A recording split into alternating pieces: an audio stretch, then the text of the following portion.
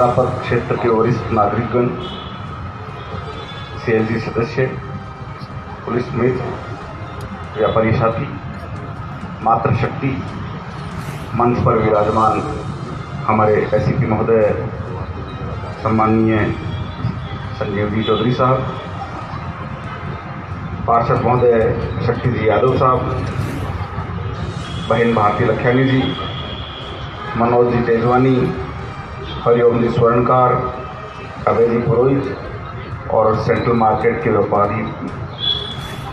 मंडल के अध्यक्ष मनोज जी गोटवा। दोस्तों, काम करने के दो स्वरूप होते हैं,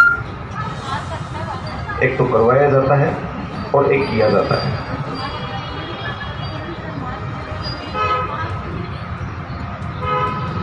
जो काम करवाया जाता है उसमें आनंद नहीं आता, और जो स्वतः स्वप्रेरणा से किया जाता है उसमें असीम आनंद की अनुभूति होती है। ये जो कार्य है, ये ट्रैफिक पुलिस, हम नगर निगम जनप्रतिनिधि अक्सर करते रहते हैं। बहुत से अभियान भी चलते हैं जिनमें प्रशासन गुलाब के फूल भी आप लोगों को बांटते हैं कि आप लोग ऐसा मत कीजिए, परंतु जिस दिन गुलाब के फूल दिए जाते हैं उस दिन तो हमारे स्मरण पटल पर स्मृतियाँ रहती है और उसके कुछ देर बाद में हम सब कुछ विस्मृत कर देते हैं। ये बिल्कुल ठीक उसी तरीके से है जैसे कि हम शमशान घाट में जब मृतदेह को पंचतत्व में विलीन करने की अवधारणा को लेकर के चर्चा में मशगूल होते हैं और वहाँ पर बैठ करके हम मोह माया संसारिकता को त्याग कर अलौकिक ईश्वर की परिकल्पना के अंदर अपने आप को तलाशते हैं। सब यही रह जाएगा, क्या तेरा है क्या मेरा है, देखो कितना अच्छा इंसान था, और जैसे ही बाहर निकलते हैं पानी का छींटा मारते हैं, डाब से पवित्र होते हैं और इसकी नाली, इसकी सड़क, इसकी खिड़की, ये कर दिया वो कर दिया, मार दो काट दो, हमारा वापस उसी जगह वापस आरंभ हो जाता है जहाँ से कि हम गए हो। मित्रों, एक बार अमेरिका के राष्ट्रपति बिल क्लिंटन इंडिया आए थे, हानोता गए थे, रणथंबोर गए थे, तो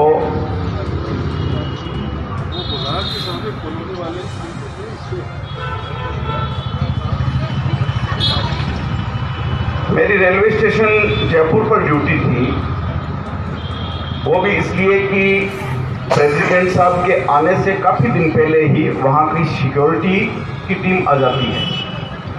अमेरिका के राष्ट्रपति की सिक्योरिटी का इनर कॉर्डन जो है वो अमेरिकन जो सुरक्षा एजेंसीज है वही संभालती। मैं रेलवे स्टेशन पे था, ट्रेन के अंदर सारे वो लोग बैठे हुए थे।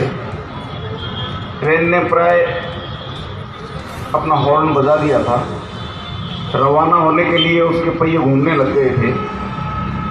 एक गौरी मैम जो कि उसी टीम की सदस्यता थी, वो रेपर में कुछ खा रही थी, उसका रेपर खाली हो गया था।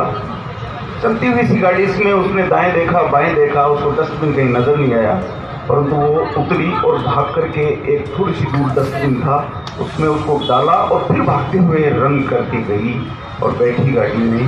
यह अनुशासन की जो मन से देश को स्वर्णिम आभा की तरफ ले जाने का प्रयास होता है ना, वो होता है। अभी जो अभय जी पुरोहित साहब कह रहे थे, ये मैंने थोड़े से दूसरे शब्दों में कही थी क्योंकि मेरी नौकरी शेखावाटी की ज़्यादा है। वहाँ गल्फ कंट्री वाले जो लोग मेरे मित्र आते थे तो मैं उनको हंसता था कि दुबई जाते हो तो सीट बेल्ट भी लग जाता है, रेड सिग्नल पर भी रुक जाते हो, सारे काम अनुशासन की परिसीमा में परिलक्षित होने लग जाते हैं। और जैसे ही वापस आते हो, इंदिरा गांधी एयरपोर्ट के बाहर आते ही पान की दुकान की ओर दौड़ते हो, अंबर का गुटखा खरीदते हो और भारत माता पर पिचकारी मार करके पवित्र करते हो। यह जो चीज़ है ये ठीक उसी तरीके से है। जब सीकर का आदमी जयपुर आता है तो पूरे रास्ते वो बिना बेल्ट के आता है, सीट बेल्ट के, और जैसे ही अरमाड़ा आता है सीट बेल्ट लगा लेता है और जयपुर में खरीदारी करके वापस सीकर की तरफ जाता है। पूरे जयपुर में सीट बेल्ट लगा के घूमता है, जैसे ही अरमाड़ा से बाहर निकलता है सीट बेल्ट हटा लेता है। 500 प्लस कमाल के हैं ना हम लोग। चल रहा है। ये सारी जो चीज़ें हैं ये मानसिकता को परिभाषित करती है कि हम लोग सुधार चाहते हैं या नहीं चाहते। हम मन से स्वीकार नहीं करते। दोस्तों, ये जो कानून होते हैं ये सब आप लोगों के हित में ही बनाए हुए होते हैं। मैं एक और एग्जांपल दूंगा आपको। यहाँ पे विराजमान सारे लोग और सुनने वाले अधिकांश लोगों को इस चीज़ का पता है कि सिग्नल की रेड लाइट पर हमें रुक जाना चाहिए, सबको पता है।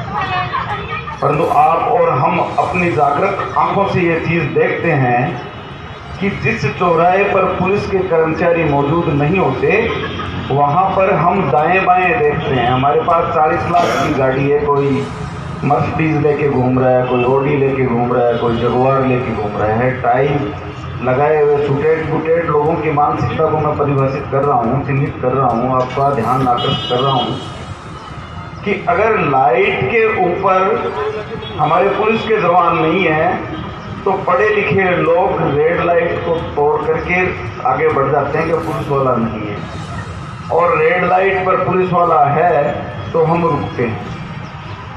दोस्तों, इस चीज़ को आप मजाक में बिल्कुल मत लो।